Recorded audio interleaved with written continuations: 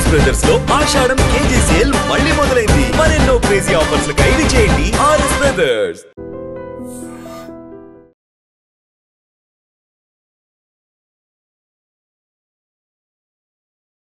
నమస్తే, welcome to I dream talking point with కవిత.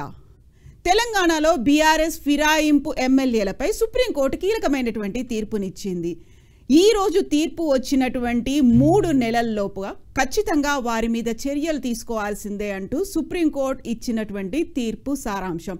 అంటే ఈ 10 మంది బీఆర్ఎస్ ఎమ్మెల్యేల మీద 3 నెలల్లోపు ఖచ్చితంగా డెసిషన్ తీసుకోవాల్సిందే అనేటువంటి ఒక తీర్పుని సుప్రీంకోర్టు ఇచ్చింది.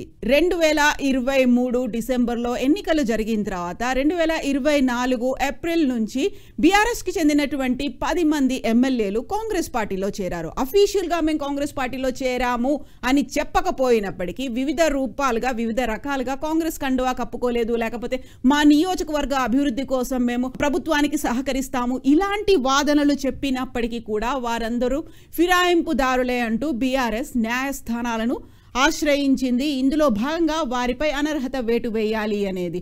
బీఆర్ఎస్ పార్టీ కార్ గుర్తుతో గెలిచినటువంటి ఈ ఎమ్మెల్యేలు కాంగ్రెస్ పార్టీలో చేరారు. వారు ఫిరాయింపుదారులు, వారి మీద అనర్హత వేటు వేయాలి అంటూ బీఆర్ఎస్ పార్టీ వర్కింగ్ ప్రెసిడెంట్ కేటీఆర్తో పాటుగా ఎమ్మెల్యేలు వివేకానంద్ అలాగే పాడి కౌశిక్ రెడ్డి న్యాయస్థానాలను ఆశ్రయించారు. ఇప్పుడు హైకోర్టుతో పాటుగా డివిజనల్ బెంచ్ని ఆశ్రయించినప్పటికీ సరైనటువంటి తీర్పు రాలేదు అని భావించినటువంటి బీఆర్ఎస్ లీడర్లు సుప్రీంకోర్టు దాకా వెళ్లారు. సుప్రీంకోర్టు కూడా వాదనలు విన్నది. ఆ తర్వాత దాని తీర్పుని రిజర్వ్లో పెట్టింది. ఏప్రిల్లో వాదనలు జరిగిన తర్వాత ఈ రోజు దానికి సంబంధించి తుది తీర్పుని వెల్లడించింది. అందులోనూ జూలై 31 ఈ రోజు నుంచి 3 నెలల్లో ఖచ్చితమైనటువంటి నిర్ణయం తీసుకోవాలి అనేటువంటి తీర్పుని ఇవ్వడంతో పాటుగా గతంలోనే హైకోర్టుకి సంబంధించి ఇచ్చినటువంటి తీర్పును కూడా కొట్టివేసింది. స్పీకర్కి ఒక టైం ఇవ్వాల్సినటువంటి అవసరం లేదు అని హైకోర్టు చేసినటువంటి తీర్పుని సుప్రీంకోర్టు రద్దు చేసింది. అంటే కరెక్ట్గా ఒక 3 నెలల్లో గడువు ఇవ్వాలి అండ్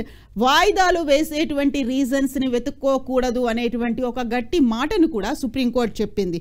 సో న్యాయస్థానమే వేటు వేయాలి అనేటువంటి ప్రతిపాదన కూడా, లేకపోతే దానికి సంబంధించినటువంటి ఆర్గ్యుమెంట్స్ కూడా జరిగాయి. ఆ దిశగానే టీఆర్ఎస్ పార్టీ అంటే బీఆర్ఎస్ పార్టీ తరఫున పిటిషనర్లు కూడా న్యాయస్థానమే ఈ అనర్హత వేటు అనేది వేయాల్సినటువంటి అవసరం ఉంది అనేది. అయితే సుప్రీంకోర్టు మాత్రం అలా చేయడానికి కుదరదు అనే మాట చెప్పింది. అంటే ఒక పర్పస్ సాల్వ్ అవ్వాలి తప్ప ఇంకొక ఎంటిటీలోకి మేము ఎంటర్ అవ్వలేము, ఇంకో వ్యవస్థలోకి మేము ఎంటర్ అవ్వలేము. ఎందుకంటే సుప్రీంకోర్టుకు సంబంధించినటువంటి నిర్ణయాధికారాలు ఇవన్నీ చట్టాలు ఒక రకంగా ఉంటే శాసనసభలు లేకుంటే పార్లమెంట్కి సంబంధించినటువంటి చట్టాలు డిఫరెంట్గా ఉంటాయి. కాబట్టి ఒక పార్లమెంటే దానికి సంబంధించినటువంటి ఒక చట్టం చేయాల్సినటువంటి అవసరం ఉంటుంది అనేటువంటి మాటని సుప్రీంకోర్టు చెప్పింది. ఎందుకంటే ఇది కేవలం తెలంగాణకి సంబంధించింది కాదు, దేశవ్యాప్తంగా ఇలాంటి ఘటనలు జరుగుతున్నాయి. ఒక పార్టీ గుర్తు మీద గెలిచినటువంటి ఎమ్మెల్యేలు లేదా ఎంపీలు ఇంకో పార్టీలోకి చేరుతున్నారు. కాబట్టి పార్లమెంటే దానికి సంబంధించినటువంటి ఒక నిర్ణయం లేకుంటే ఒక చట్టం చేయాల్సినటువంటి అవసరం ఉంటుంది అనేటువంటి అభిప్రాయాన్ని సుప్రీంకోర్టు అయితే వ్యక్తం చేసింది.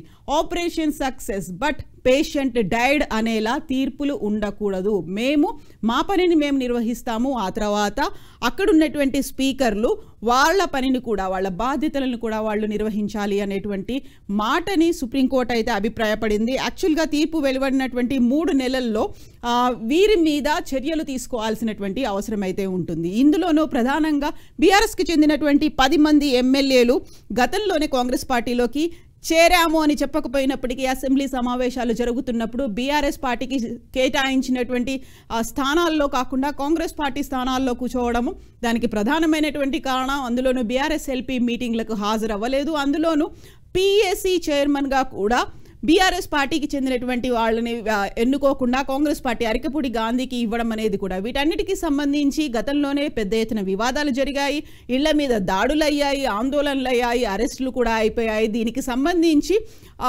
అరికపూడి గాంధీ ఇంటి మీదకి పాడి కౌశిక్ రెడ్డి అటాక్ కోసం వెళ్ళాడు, అటాక్ చేయడానికి వెళ్ళాడు అనేది వాదోపవాదనలు, తీవ్ర స్థాయిలో పదజాలాలు, దూషణలు ఇవన్నీ కూడా జరిగాయి. కాబట్టి దీనికి సంబంధించి సాధ్యమైనంత త్వరగా చర్యలు తీసుకోవాలి అనే ఉద్దేశంతో అటు హైకోర్టుతో పాటుగా డివిజనల్ బెంచ్ని కూడా బీఆర్ఎస్ పార్టీ అండ్ బీజేపీ శాసనసభాపక్ష నేత మహేశ్వర్ రెడ్డి కూడా న్యాయస్థానాలని ఆశ్రయించారు. ఈ నేపథ్యంలోనే ఇప్పుడు బీఆర్ఎస్ పార్టీకి చెందినటువంటి సీనియర్ లీడర్లు ఎమ్మెల్యేలు అందరూ కూడా 10 మంది అందులో కాంగ్రెస్ పార్టీలో చేరారు అనేది బీఆర్ఎస్ చెప్తోంది. అందులో దానం నాగేందర్, తెల్లం వెంకట్రావు, కడియం శ్రీహరి, పోచారం శ్రీనివాసరెడ్డి, బండ్ల కృష్ణమోహన్ రెడ్డి, కాలే యాదయ్య, ప్రకాష్ గౌడ్, అరికెపూడి గాంధీ, గూడెం మహిపాల్ రెడ్డి, సంజయ్ కుమార్ వీళ్ళందరూ గతంలో కూడా ఎమ్మెల్యేలుగా ప్రాతినిధ్యం వహించారు. ఆ తర్వాత బీఆర్ఎస్ పార్టీ గుర్తు తరఫున గెలుపొందినప్పటికీ కాంగ్రెస్ పార్టీలో చేరారు కాబట్టి వారి మీద అనర్హత వేటు వేయాలి అనేటువంటి మాటని బీఆర్ఎస్ పార్టీ వాదిస్తూ వచ్చింది. పార్టీ ఫిరాయించిన ఎమ్మెల్యేలపై స్పీకర్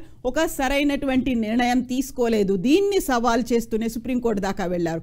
అందులోనూ పర్టికులర్ టైం అనేది ఒక 4 వారాల్లోగా స్పీకర్ ఒక నిర్ణయం తీసుకోవాలి అని చెప్పినప్పటికీ కూడా దాన్ని ఎక్స్టెన్షన్ చేస్తూ వచ్చారు. కాబట్టి అది ఆల్మోస్ట్ 1.5 ఇయర్గా పెండింగ్లో ఉంది. దానికి సంబంధించి ఒక నిర్ణయం తీసుకోలేదు. ఒక రీజనబుల్ టైం అనేది ఎలా డిసైడ్ చేస్తారు, ఎవరు డిసైడ్ చేస్తారు అనే దాన్ని కూడా సుప్రీంకోర్టు అభిప్రాయపడింది. 2024లో ఏప్రిల్లో ఈ పార్టీ మారారు ఈ ఎమ్మెల్యేలందరూ. వారికి సంబంధించినటువంటి కీలకమైనటువంటి వాదనలు ఆ తర్వాత డివిజనల్ బెంచ్, హైకోర్టు దగ్గర నుంచి ఈరోజు అయితే సుప్రీంకోర్టుకు వచ్చాయి. ఒక తుది తీర్పు అయితే కాలపరిమితిని విధిస్తూ ఈరోజు అయితే ఒక నిర్ణయం తీసుకున్నారు. దానికి సంబంధించి స్పీకర్కు కాలపరిమితిని విధించారు. ఆలస్యం చేసే ఎత్తుగడలు ఎట్టి పరిస్థితుల్లోనూ మంచివి కాదు అనేది సిజేఐ బిఆర్ గవాయ్ అయితే అభిప్రాయపడ్డారు. తెలంగాణ హైకోర్టు ఇచ్చినటువంటి తీర్పుని కొట్టివేశారు.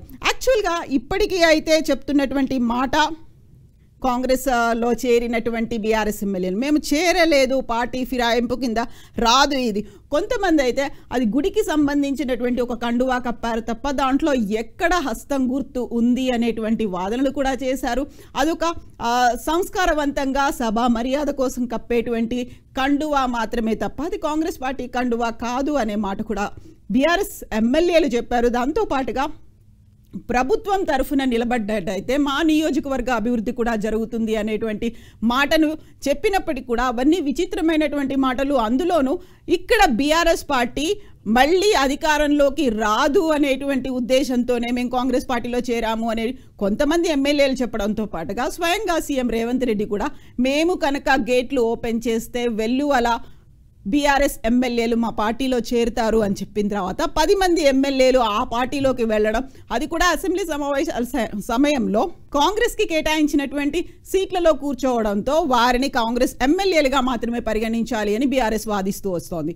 సో ఇప్పటికైతే 3 నెలల గడువు అనేది విధించిన తర్వాత ఇప్పుడు స్పీకర్ ఎలాంటి నిర్ణయం తీసుకుంటారు, ఆ తర్వాత అనర్హత వేటు కనుక వేస్తే 10 స్థానాల్లో ఉప ఎన్నికలు కూడా వస్తాయి. ఇప్పటికైతే జూబ్లీహిల్స్కి సంబంధించి ఉప ఎన్నిక రాబోతోంది. అది ఎప్పుడు అనేది దానికి సంబంధించినటువంటి షెడ్యూల్ అతి తొందరలోనే రిలీజ్ అవుతుంది అనేటువంటి సమాచారం ఉన్నటువంటి నేపథ్యంలో జూబ్లీహిల్స్తో పాటుగా ఈ 10 అసెంబ్లీ స్థానాలకు కూడా ఉప ఎన్నికలు జరుగుతాయా, లేకపోతే పార్టీ ఫిరాయించినటువంటి ఎమ్మెల్యేలు తిరిగి బీఆర్ఎస్ పార్టీలోకి వస్తారా, లేకుంటే మేము బీఆర్ఎస్ పార్టీలోనే ఉన్నాము అనేటువంటి వాదనని ముందుకు తీసుకొస్తారా? ఎందుకంటే తీవ్ర స్థాయిలో కూడా బీఆర్ఎస్ పార్టీ మీద, కేసీఆర్ మీద కూడా విమర్శలు చేసినటువంటి లీడర్లు, ఎమ్మెల్యేలు ఈ 10 మందిలో ఉన్నారు. కాబట్టి ఇప్పుడు స్పీకర్ ఎలాంటి నిర్ణయం తీసుకుంటారు, ఈ 10 మంది ఎమ్మెల్యేలు ఎలాంటి నిర్ణయం తీసుకుంటారు, లేకపోతే 10 చోట్ల కూడా ఉప ఎన్నికలు రాబోతున్నాయా?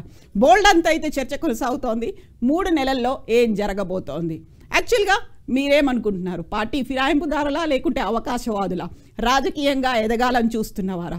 మీ అభిప్రాయాన్ని కామెంట్స్ రూపంలో తెలియచేయండి. నిజంగా ప్రస్తుతం ఉన్నటువంటి సమాజం దేనికి ప్రయారిటీ ఇస్తుంది? ఆర్థిక సంబంధాల చుట్టూ మాత్రమే తిరుగుతోంది. మళ్ళీ ఎన్నికలంగానే చాలా విరక్తి కలుగుతాను. మంచి అనిపిస్తుంది కదా, లేడీస్ కూడా ఛాలెంజింగ్ జాబ్స్ చేసినప్పుడు చాలా బాగుంటది. ఫుడ్ డెలివరీ ఇవ్వటానికి వెళ్ళినటువంటి డెలివరీ బాయ్ అనిల్ పై కళ్ళ ముందు